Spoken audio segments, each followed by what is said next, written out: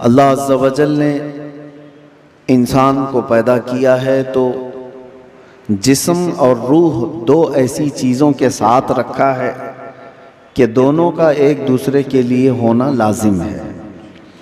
روح کے بغیر جسم کا بھی کوئی کام نہیں، اور روح ہے، جسم نہیں ہے تو اس روح کو بھی کوئی کام نہیں۔ روح اور جسم دونوں لازم ملزوم ہیں، اور جب تک ان دونوں کا رشتہ ہے زندگی ہے، اور جہاں ان دونوں کا رشتہ ٹوٹا تو اس کو مردہ کہا جاتا ہے۔ روح اور جسم کا تعلق ختم ہوتی ہی زندگی بدل جاتی ہے۔ اب مسئلہ یہ ہے روح اور جسم میں افضل کون ہے، کون زیادہ اعلیٰ ہے؟ تو اب یہ دیکھا جاتا ہے کہ آپ یہ سمجھتے ہوں گے کہ صرف روح ہے اور جسم نہیں ہے، تو کیا مطلب ہے روح کا؟ لیکن روح اور جسم کا جب کمپیریزن ہوگا تو روح اس میں بہت بلند و بالا ہے۔ اس کی وجہ یہ ہے کہ روح کے نکل جانے کے بعد جسم زیادہ دیر تک نہیں سلامت رہ سکتا۔ چند گھنٹے، چند دنوں کے بعد اس کے اندر سڑن پیدا ہوگی اور یہ سڑ گل جائے گا۔ روح کے نکلنے کے بعد جسموں کی کوئی اوقات نہیں رہ جاتی، جسم سب مٹی میں مل جاتے ہیں، گل جاتے ہیں۔ نبیوں کے اور شہیدوں کے جسموں کو چھوڑ کر بات کر رہا ہوں عام طور پر۔ لیکن روح کیا چیز ہے؟ اللہ تبارک و تعالیٰ فرماتا ہے قرآن پاک میں، اے محبوب آپ سے یہ روح کے بارے میں پوچھتے ہیں یہ کیا ہے؟ آپ فرما دیں روح اللہ کے حکم کا نام ہے۔ روح اللہ کا حکم ہے۔ تو روح جس کے اندر موجود ہے اس کے ساری چیزیں ایکٹیو ہیں، سب چیزیں حرکت کر رہی ہیں، حتیٰ کہ آپ سننے کی جو طاقت رکھتے ہیں اس لیے کہ روح آپ کے جسم کے اندر ہے، اور میں بول رہا ہوں یہ طاقت ہے اس لیے کہ روح ابھی موجود ہے۔ ہاتھ اٹھ رہا ہے، پیر چل رہے ہیں، زبان مزہ چکھ رہی ہے، آنکھیں جھپک رہی ہیں، یہ ساری حرکتیں روح کے ہونے کی وجہ سے ہیں۔ روح کا تعلق ختم ہو جائے تو جسم یہ سارے حرکتیں نہیں کر سکتا۔ اب میں آپ کو بتا رہا ہوں تھوڑی سی چیزیں آپ توجہ لے لیں۔ روح جب ہمارے جسم کے اندر ہے تو ہم کیا کیا کر سکتے ہیں، اور روح نکل جانے کے بعد کیا نہیں کر سکتے، یہ دماغ میں رکھیے آپ۔ ایک مردہ نہ ہاتھ اٹھا سکتا ہے، نہ پیر اٹھا سکتا ہے، نہ آنکھ کھول سکتا ہے، نہ زبان سے چکھ سکتا ہے، کچھ نہیں کر سکتا۔ لیکن روح ہونے کے وقت آپ بھی اور ہم بھی کیا کیا کر سکتے ہیں؟ ہم اپنا ہاتھ بھی اٹھا سکتے ہیں، پیر سے جہاں تک چاہے چل سکتے ہیں، بول سکتے ہیں، سن سکتے ہیں، دیکھ سکتے ہیں، سب ہے۔ روح ہونے کے وقت اتنا سب جو کر سکتے ہیں، یہ اتنا ہی نہیں بلکہ میں آپ کو بتا دیتا ہوں اس روح کی اگر کوئی تربیت کرتا ہے تو یہ روح اس کو اتنی طاقت عطا کرتی، اتنی کہ وہ جو سامنے حرکتیں ہو رہی ہیں ہاتھ پیر ہلانے کی، یہ بڑھتے بڑھتے بڑھتے اتنی ہو جاتی ہے کہ اس کے لیمیٹیشن ہی نہیں ہے۔ روح اس کو اتنی طاقت پہنچاتی ہے کہ آج روح میرے اندر ہے، میں سامنے کی دیوار تک دیکھ رہا ہوں، اور روح طاقتور ہو جائے تو ہو سکتا ہے وہ مشرق میں بیٹھ کر مغرب کے حالات کو دیکھ رہا ہوں، وہ شمال میں بیٹھ کر کے جنوب کے حالات دیکھ سکتا ہے۔ روح کی طاقت جب بڑھ جاتی ہے تو ہو سکتا ہے آج میرا ہاتھ جتنا لمبا ہے وہاں تک کی چیز چھو سکتا ہوں، پکڑ سکتا ہوں، لیکن روح کی طاقت جب بڑھ جاتی ہے تو بیٹھے بیٹھے مدینہ طیبہ سے ملک شام میں بھی کسی کی مدد کر سکتا ہے۔ اب میں آتا ہوں اسی گفتگو پر، تو پھر میرے عزیزو روح کی تربیت کے لیے کیا کرنا چاہیے؟ پورے دنیا بھر کے آپ دوسرے مذاہب میں بھی دیکھیں گے، ریلیجنز، وہ لوگ بھی تپسیا کر رہے ہیں، آتما کی شکتی حاصل کر رہے ہیں، الفاظ الگ ہیں، اور وہ पावर ऑफ सोल कहते हैं क्रिश्चियन लोग, हिंदू लोग आत्मा की शक्ति कहते हैं। उसके लिए वो दुनिया को तर्क कर रहे हैं, कुछ कलमात के जाप कर रहे हैं, किसी न किसी तरह से वो अपनी रूह को बढ़ाने की कोशिश कर रहे हैं। तो सब अदियान में ये कोई एक कॉन्सेप्ट पाया जाता है। मैं आपको बताता हूं, असली रूह की ताकत वो है, रूह ने अगर अपने रब को पहचान लिया तो ये सबसे बड़ी ताकतवर है। और रूह जिस वक्त अल्लाह रब्बुल इज्जत को, अपने खालिक को पहचान लेती है, तो वो रब तबारक व ताला की कुर्ब पाने का जो उसका मकाम है वो विलायत का मकाम है, और वहीं से उसकी ताकत का इजाफा हो जाता है। हमें इस रूह की तरबियत कैसी करनी है, रूह की तरबियत कैसी हो। देखें, आपको एक सिंपल सी बात बता रहा हूं, जिस्म को सुबह नाश्ता ना करो, दोपहर का खाना ना खाओ, तो शाम तक आप हिलने लग जाएंगे। और अगर 3 वक्त का खाना छोड़ो तो कमजोरी जिस्म पर और चेहरे पर जाहिर होने लग जाएगी। क्यों? इसलिए कि जिस्म को भूख लगती है और हम खाना खाते हैं। इसी तरह रूह को भी भूख लगती है। रूह की ग़िज़ा अल्लाह का जिक्र है, जिक्रुल्लाह है। और जब बंदा अल्लाह का जिक्र करता है तो उसकी रूह तरोताजा होती है। और यहाँ तो बरसों से अल्लाह का जिक्र ही नहीं किया, तो किसी की रूह बीमार इतनी हो चुकी है कि उसे कुछ नहीं पता, सिर्फ चलता फिरता एक लाशा है, चलता फिरता एक जिस्म है, रूह तो है मौजूद लेकिन बड़ी कमजोर और बड़ी गरीब। इस रूह को ताकतवर बनाओ अल्लाह के जिक्र से, जिक्रुल्लाह से। अब आपको मैं बताता हूं, जहां ये रूह सलामत होती है, इंसान का जिस्म मर भी जाए तो अल्लाह तबारक व ताला उसकी रूह को इसी तरह बाकी रखता है। रूह बाकी है, मरने के बाद भी इंसान के जिस्म को कब्र में रख दिए जाने के बाद भी रूह बाकी है, रूह बाकी है। और रूह जब तक ताकतवर है वो क्या से क्या कर सकती है। तसर्रुफ अल्लाह तबारक व ताला उसको अता किया है। मौत के बाद भी औलिया कामिलीन की जिंदगियां हम जो देखते हैं वो इसी बुनियाद पर है कि उन्होंने अपनी जिंदगियों में जिस्म से ज्यादा अपनी रूह का ख्याल किया। लोग अपनी बॉडी बनाने के लिए जो मेहनत करते हैं, कोई बात नहीं, कितने कितने घंटों लोग जिम करके अपनी जिस्म को मजबूत बनाना चाहते हैं। ये जिस्म सिर्फ दिखा सकते हैं सामने लोगों को, या किस लिए कि फिट रहने के लिए। कुछ लोग किसी को मुक्का मारने के लिए कर रहे हैं, लेकिन उसका 10% भी अगर रूह की तरबियत पर तवज्जो दी जाए तो मेरे अजीजों, ताकत व कुव्वत का यह आलम होगा कि औलिया कामिलीन की सफ में अल्लाह तबारक व ताला आपको वो मकाम अता फरमाए। रूह की ताकत की तरफ तवज्जो। आज पूरी दुनिया इससे दूर भागी हुई है, सारी चीजें, हमारी रूहानियत निकल गई। हम मेटल पर मेहनत कर रहे हैं, हम जिस्मों पर मेहनत कर रहे हैं, हम कपड़ों पर, अपने जाहिर पर मेहनत कर रहे हैं। रूह के लिए जो औलिया कामिलीन के यहाँ तरबियत होती थी वो खाल खाल नजर आ रहे हैं।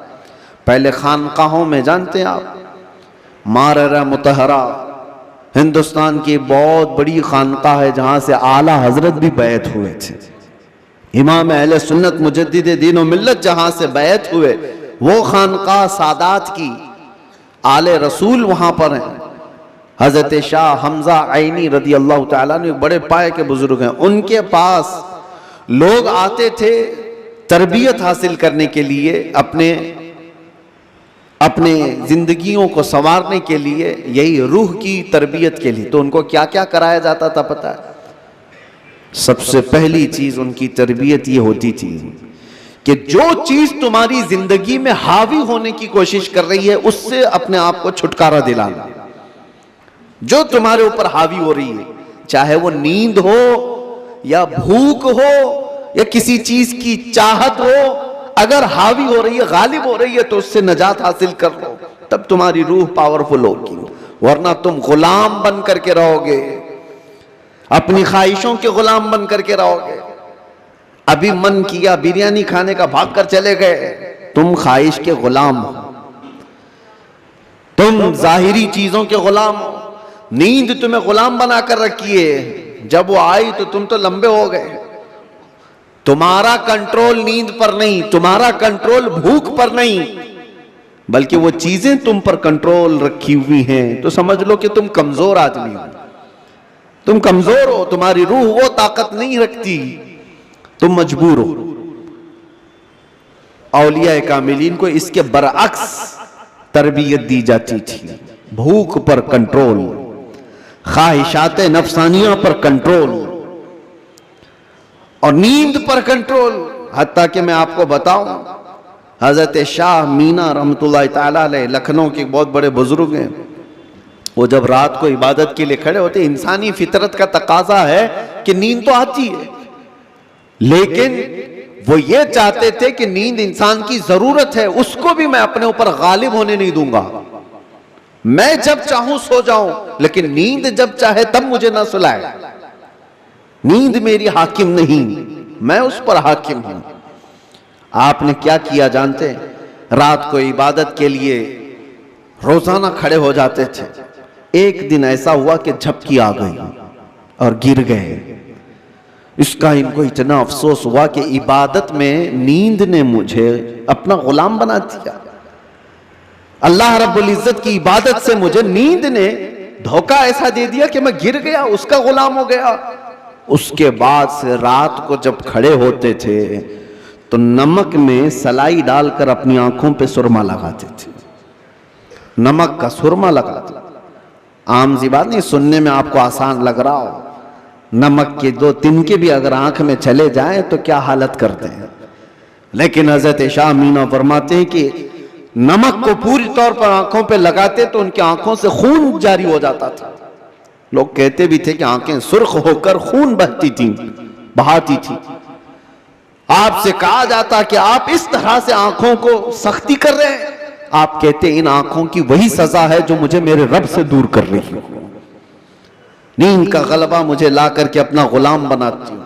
خواہشات کے لیے بھی انہوں نے ایسا ہی کیا ہے، اپنے خواہشات پر کنٹرول جب تک آدمی نہیں کرتا اس کی روح طاقتور نہیں ہے، اس کی روح کوئی طاقت نہیں رکھتی، وہ کمزور آدمی ہے۔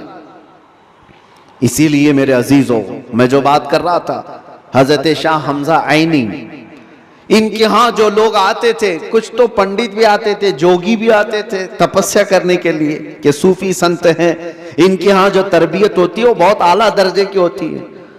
آپ یہ کہتے تھے کہ انسان سب سے زیادہ کن چیزوں کا محتاج ہے؟ کھانے کا، پینے کا، سونے کا، یہی سب چیزیں نا، اس پر تو وہ کنٹرول کرا ہی دیتے تھے۔ کوئی ایسا ان کے پاس مجاہد ہوتا، ریاضت کرنے والا، کہ 3 دن 4 دن تک بغیر کھائے پیے عبادت میں مصروف رہتے، کچھ بھی نہیں۔ اور یہ پاسبل ہے کیونکہ اللہ نے انسان کی باڈی کو فلیکسیبل بنایا ہے، اس کو جیسا بندہ ڈھالتا ہے ویسا جسم بنتا ہے، کوئی چیز امپاسبل نہیں ہے۔ بزرگوں نے یہ تربیت کیا۔ اب ایک مقام ایسا آیا کہ کھانے پینے کی بات تو چھوڑو، یہ جو محتاجی ہے، جو بھوک لگتی ہے، اس سے تو انہوں نے کنارہ کر لیا۔ ایک شاگرد نے ان سے کہا کہ حضور، کھانے سے تو ہم محتاج نہیں ہیں، جب ہم چاہیں گے کھا لیں گے، بھوک ہم کو غلام نہیں بنا رہی، یاد، پیاس بھی ہم کو غلام نہیں بنا سکتی، لیکن یہ جو سانس لیتے ہیں اس کے تو ہم محتاج ہیں، سانسوں کے بغیر تو رہ نہیں سکتے۔ آپ نے فرمایا میں وہ بھی تربیت تمہیں کرا دوں گا، اس کی بھی تربیت کرا دوں۔ تو حبس نفس اولیاء کاملین کے ہاں، میں تصوف کی بات کر رہا ہوں، ایک تربیت یہ بھی ہے ان کے ہاں، حبس نفس۔ حبس نفس یا حبس دم جس کو کہا جاتا ہے، کیا ہے؟ ان کو سانس روکنے کی تربیت دی جاتی تھی۔ سانس روک لو اپنی، آپ اپنی ناک اور منہ بند کر کے دیکھو کتنی دیر روک سکتے ہو، شاید 1 منٹ، کیونکہ عادت نہیں ہے، 1 منٹ سے زیادہ اپنے ناک اور منہ کو پکڑ نہیں سکتے۔ لیکن تربیت کے بعد ماررہ مطہرہ کی تاریخ میں ہے، حضرت شاہ حمزہ عینی کی بارگاہ میں جو تربیت پاتے تھے، ان کو سانس روکنے کی جو تربیت دی جاتی تھی، فجر کے بعد وہ سانس کو روکتے تھے تو ظہر تک لے کر جاتے تھے، ظہر تک۔ لوگوں کو ایسا لگ رہا ہوگا کہ اڑتی ہوئی باتیں ہیں، نہیں میرے عزیزوں، جب بندہ اپنے جسم کو ڈھالتا ہے کسی چیز میں تو اللہ تبارک و تعالی ہر چیز اس کے لیے ممکن بنا دیتا ہے۔ اور ہم نے دنیا میں اپنے جسموں کو آزاد کر رکھا ہے، ساری دنیا اس جسم پر راج کرتی ہے، خواہشات ہم پر حکم کرتے ہیں، ہم ان پر کنٹرول نہیں پا رہے۔ آج ضرورت اسی بات کی ہے کہ ہم جن چیزوں کے ایڈکٹ ہوتے جا رہے ہیں ان چیزوں کو اپنی زندگی سے دور کرتے جائیں۔ کوئی خواہشات ایسی ہیں جو میرے اوپر حاوی ہو رہی ہوں، ان خواہشات سے اپنے دامن کو چھڑانے کی کوشش کریں، اور یہی تربیت بارگاہ مصطفیٰ صلی اللہ علیہ وسلم کی تھی۔ ایک بات میں آپ کو بتاتا ہوں، مجبوری کے عالم میں بھی اولیاء کاملین نے اپنے آپ کو دنیا کے حوالے نہیں کیا، دنیا کے حوالے نہیں کیا، وہ بچنے کی ہر ممکن کوشش کرتے رہے۔ ایک بزرگ کے متعلق ہم نے پڑھا ہے، حضرت مشکی رحمت اللہ علیہ، عراق کے ایک بزرگ، لیکن وہ جوان شخص، مشکی غالباً عبداللہ کچھ نام تھا، بہت خوبصورت، دیکھنے میں بالکل ہینسم نوجوان، ایک کپڑے کی دکان پر کام کرتے تھے۔ شہر کی ایک امیر عورت کپڑا خریدنے آئی اور وہ عیاش عورت تھی، اس نے لڑکے کو دیکھا، نوجوان کو، اس پر فریفتہ ہو گئی، بہانے سے کپڑے کی بہت بڑی تھان خریدا اور اس کے بعد اس نوجوان سے کہا کیا تم میرے محل تک پہنچاؤ گے، میں اس کی اجرت دوں گی۔ بھولا بھالا نوجوان کپڑے اٹھا لیا اور چل پڑا۔ اس خاتون کے گھر جب پہنچے تو اس نے کپڑے کی وہ تھان اندر رکھوائی اور کمرے میں اسے بلا کر دروازے بند کر دیے، اور اس کے بعد اس نوجوان سے کہا کہ تو اب آزاد نہیں ہے، تو میرے پاس قید ہے، میں تجھے یہاں پر اس بہانے سے لے آئی ہوں، تجھے جو چاہیے وہ میں دے دوں گی، مال دولت جو بھی ہے، لیکن میری خواہشات پوری کر دے۔ وہ کانپنے لگ گئے۔ اللہ کا خوف، اللہ کا ڈر، جس کی روح مضبوط اور طاقتور ہوتی ہے ہر مصیبت سے اس کو کسی نہ کسی طرح بچا لیتی، اللہ کا فضل ہوتا ہے۔ اس نوجوان نے کہا یہ ہرگز میں نہیں کر سکتا، میں نہیں کر سکتا۔ اس خاتون نے کہا تو پھر تم یہاں سے بچ کے بھی نہیں جا سکتے، کسی حالت میں تم بچ کے بھی نہیں جا سکتے، اور نہ کسی کو پتا ہے کہ تم یہاں اندر ہو۔ کل کو میں یہ الزام بھی لگا سکتی ہوں کہ تم نے میری عزت کو تار تار کیا ہے اور تمہیں میں پھانسی کی سزا بھی دلا سکتی ہوں۔ اس نوجوان کی مجبوری دیکھیں کہ خاتون نے ایسے اس کے اوپر حاوی ہونے کی کوشش کی کہ کسی بھی طرح سے اس کو گناہ کی سرزمین پر دھکیل دے، لیکن یہ نوجوان ہے، اچانک نہ جانے دل و دماغ میں کیا خیال آیا، کہا کہ ٹھیک ہے مجھے استنجا کرنا ہے، طہارت، ٹوائلٹ جانا ہے۔ اس نے کہا یہیں اندر ہی ہے، اندر تم فارغ ہو جاؤ۔ تو وہ طہارت خانے میں گیا، نوجوان کچھ نہیں دیکھا، وہاں کی غلاظت اٹھا کر کے اپنے چہرے پر، اپنے جسم پر سب لگا لیا، اور باہر آیا اس خاتون کے پاس۔ اس عورت نے دیکھا کہ بدبو اور یہ غلاظت یہ جسم پر، وہ چیخ مار کر دروازے کھولتی ہے کہ کوئی پاگل آیا، اس کو گھر سے نکالو، جلدی یہاں سے نکالو اس کو۔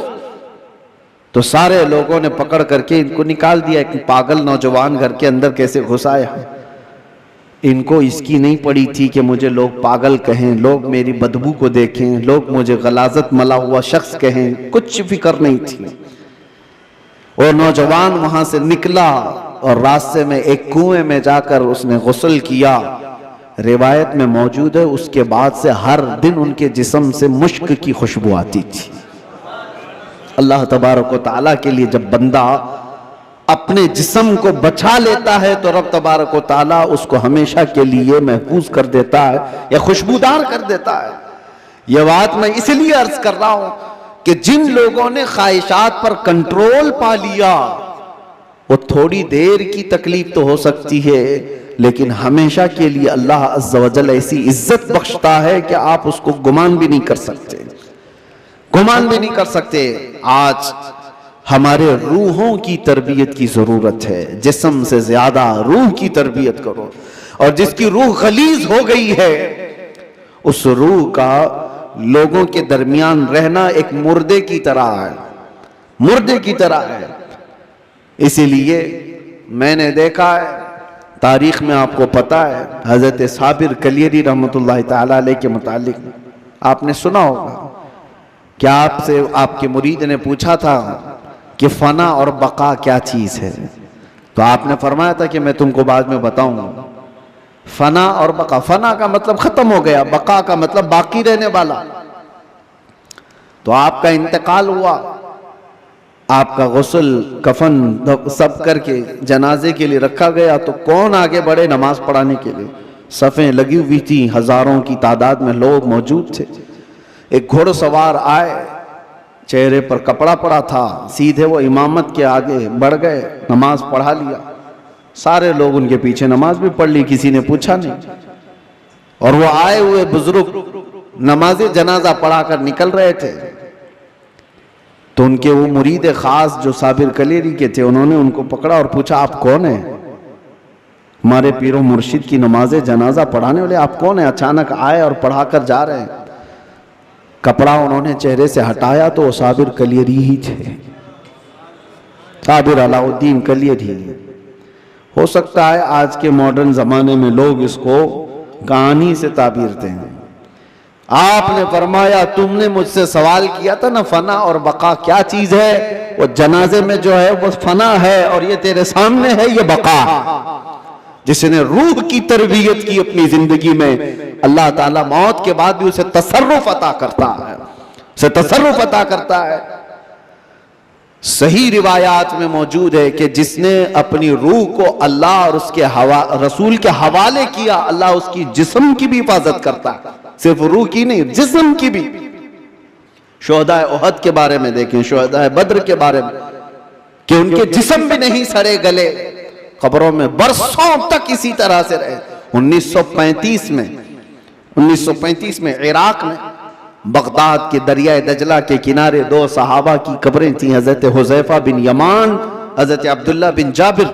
ان کی قبروں میں پانی بھر گیا تھا تو قبریں کھولی گئی تھی۔ 1935 کی بات کر رہا ہوں، تقریباً 1300 سال کے بعد ان کی قبریں کھولی گئیں تو دونوں صحابی جسموں کے ساتھ صحیح سلامت آرام کر رہے تھے۔ اخبار کی کٹنگ بھی آج بھی لگی ہوئی ہے، عراق میں موجود ہے۔ 1935 بہت دور کی بات نہیں کر رہا ہوں، 100 سال نہیں گزرے، ابھی 90 سال پہلے کی بات۔ ان کے جنازے وہاں سے اٹھائے گئے اور بغداد سے 35 کلومیٹر دور لے جا کر حضرت سلمان فارسی کی قبر کے بغل میں ان دونوں کو دفن کیا گیا۔ یہ تاریخ موجود ہے۔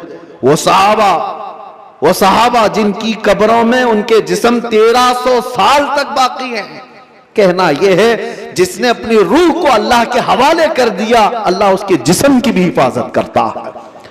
اور جو صرف جسمانی خواہشات کے لیے جی رہا ہے، اس کے جسم کا حال تو یہ ہے، ادھر روح نکلی ادھر جسم میں بدبو شروع ہو گئی، ادھر روح نکلی جسم پھلنا پھولنا شروع کر دیا۔ عزیزان کرام وقار، ہمارے ان جسموں کی اوقات کتنی ہے میں آپ کو بتاتا ہوں۔ گفتگو کو سمیٹتے ہوئے صرف اتنی بات عرض کروں، کہا گیا ہے کہ قبر میں ہماری تختیاں بند کر کے جب لوگ چلے جاتے ہیں قبر کی مٹی میں، آپ کو اندازہ ہے، آپ ممبئی کے قبرستانوں کو دیکھتے ہیں اور بہت جلدی یہاں قبریں کھولی بھی جاتی ہیں، لیکن جہاں نہیں کھولی جاتی وہاں کے لیے بھی میں بتا رہا ہوں، دفن کر کے چلے جانے کے بعد ایک دن کے اندر، صرف ایک دن 24 گھنٹے جب گزر جاتے ہیں تو پیٹ میں کا اور دماغ میں کا پورا پانی پیپ کے ذریعے سے یا کسی طرح سے اس کے ناک اور منہ سے باہر نکل جاتا ہے، اس کے کانوں سے سب نکل جاتا ہے۔ اور اس کے بعد دن جیسے جیسے گزرتے جاتے ہیں، اگر قبر کے حشرات یعنی کیڑے مکوڑے اس کے جسم کو کھانے لگ گئے تو بہت جلدی وہ گلنا شروع کر دیتا ہے۔ 3 دن کے اندر پیٹ پھٹ جاتا ہے، اور پیٹ کے پھٹ جانے کے بعد جو تعفن نکلتا ہے اس کی چیزیں سب اس کی باہر ہو جاتی ہیں، اور اس کے بعد 9 دن گزر جاتے ہیں یا 10 دن گزر جاتے ہیں تو جسم کی ساری چمڑی پک جاتی ہے، پوری چمڑی، چاہے اس کو جتنی بھی حفاظت سے رکھا جائے، روح نے ساتھ چھوڑ دیا ہے تو اب جسم ترتیب وار ایک ایک چیزیں اس کی ختم ہوتی چلی جاتی ہیں۔ اس کے ناک سے، اس کے کان سے، اس کے منہ سے گودا باہر نکل آیا، پیٹ پھٹ گیا، اب چمڑی گلنے لگ گئی۔ پھر اس کے 40 دن گزرنے والے ہوتے ہیں کہ ہڈیاں سب باہر نکلنے لگ جاتی ہیں، دکھتی ہیں، ہڈیوں کا اظہار ہو جاتا ہے، چہرہ کسی حد تک رکھا جاتا ہے۔ کہا گیا کہ مہینہ گزر جاتا ہے کہ اس کی آنکھوں کی پتلیاں بھی باہر نکل جاتی ہیں، مہینہ 2 مہینہ گزرتا ہے کہ اس کے بعد پھر جسم کے اندر جتنی نرم چیزیں تھی سب نکل جاتی ہیں، پھر ڈھانچہ باقی رہ جاتا ہے، اور ڈھانچہ، ہڈیاں بھی اپنے آپ میں ٹوٹنے لگ جاتی ہیں۔ اس کے پیروں کی ہڈیاں اس کے کمر سے الگ ہو جاتی ہیں، اس کے گھٹنے سے اس کے ران کی ہڈیاں الگ، اس کے بازوؤں کی ہڈیاں الگ۔ اسی لیے 6 مہینے سال بھر کے بعد جب آپ قبر کو دوبارہ کھود رہے ہوتے ہیں تو پورا ڈھانچہ کسی کو نہیں ملتا، کسی کی گھٹنے کی ہڈی، کسی کے سر کی کھوپڑی اور کسی کے پیر کی ہڈی، یہی سب چیزیں ملتی ہیں، جسم سب چھوڑ چکا ہوتا ہے۔ یہ وہی جسم ہے جس کو ہم گھنٹوں آئینے کے سامنے سجا رہے ہوتے ہیں، یہ وہی جسم ہے جس کے اوپر ہم اپنی محنت خرچ کر رہے ہیں، چاہے وہ جیم میں جا کر، میں نہیں کہتا کہ فٹ نہیں رہنا چاہیے، فٹ رہنا چاہیے، لیکن یہ نہیں ہے کہ کل محنت ہم اپنے جسم پر لگائیں اور روح کا خیال بھی نہیں کیا کریں، روح کا خیال ہی نہیں کیا تو یہ جسم جس وقت ساتھ چھوڑ دیتا ہے تو میرے عزیزوں بہت برا حشر ہو جاتا ہے۔ مولا علی کرم اللہ وجہہ الکریم ایک بار قبرستان تشریف لے گئے، قبروں کو سلام کیا، السلام علیکم یا اہل القبور، اور اس کے بعد وہ مولا کائنات ہیں، قبر والوں سے یوں کہتے ہیں کیف احوالکم یا اہل القبور، اے قبروں والے تمہارے حالتیں کیا ہیں؟ سعید ابن مسیب حضرت علی کے ساتھ تھے، حضرت علی رضی اللہ تعالیٰ عنہ کے شاگرد، مدینے کے مشہور تابعی سعید ابن مسیب کہتے ہیں میں مولا علی کو دیکھ رہا تھا، وہ قبر والوں سے پوچھ رہے ہیں، تھوڑی ہی دیر کے بعد آپ کی آنکھوں سے موٹے موٹے آنسوؤں کے قطرات نکلنے لگے اور ہزاروں قطار آپ رونے لگے۔ سعید ابن مسیب پوچھتے ہیں مولا علی کرم اللہ وجہہ الکریم سے کہ سرکار آپ ان سے بات کر رہے ہیں اور رو کس بات پر رہے ہیں؟ مولا علی نے فرمایا میں نے ان سے صرف اتنا پوچھا کہ تمہاری حالتیں کیا ہیں، تو قبر والوں نے مجھے جواب دیا اے علی ہماری کیا حالتیں پوچھتے ہو، اس چہرے کو رب تبارک و تعالیٰ نے بچھوؤں کی غذا بنا دیا ہے جس کو ہم سجایا کرتے تھے، ان بالوں کو جن میں ہم کنگا کرتے تھے پیپ نکل آیا ہے، کیڑے کھینچ رہے ہیں، ہماری ان آنکھوں کو آج خیرہ کر دیا گیا ہے، ان آنکھوں کو سیاہ کر دیا گیا ہے، ہمارے وہ بازو جس پر ہمیں بڑا ناز تھا ہم آج ہلا بھی نہیں پاتے اور ان کو بڑی مضبوطی کے ساتھ توڑ دیا گیا ہے، ختم کر دیا گیا ہے۔ حضرت علی کرم اللہ وجہہ الکریم سعید ابن مسیب سے کہتے ہیں قبر والوں کے یہ جواب سن کر بتاؤ کیا میں مسکرا سکتا ہوں، کیا میں ہنس سکتا ہوں؟ تو پھر اللہ کا خوف ہے کہ میں زارو قطار رو پڑا۔ میرے عزیزو ہم سب بھی اسی منزل کے راہی ہیں، ہم بھی اسی آخری مکان کے مسافر ہیں جہاں ہم سب کے ساتھ یہ ہونا ہے۔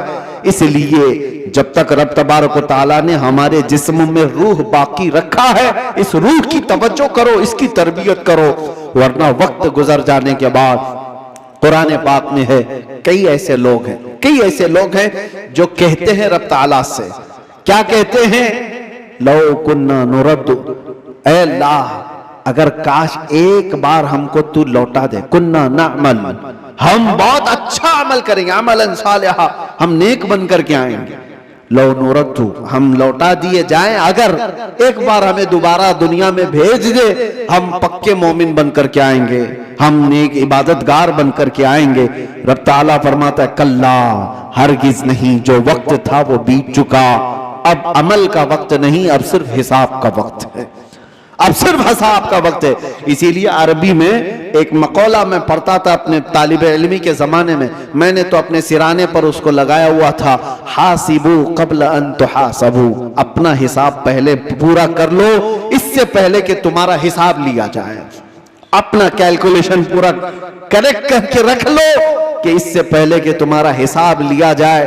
عزیزان گرامی، آج ہماری زندگیاں ایسی ہیں، ہم انکم ٹیکس کے ڈر سے تو اپنا حساب پورا صحیح کرنے کی کوشش تو کرتے ہیں، سی اے کو دے دیا، اس کو دے دیا، سب سے پوچھ تاچھ کر کے کہ کہیں کوئی لوپ ہولز نہ رہ جائے تاکہ ہم پکڑ میں نہ آئیں۔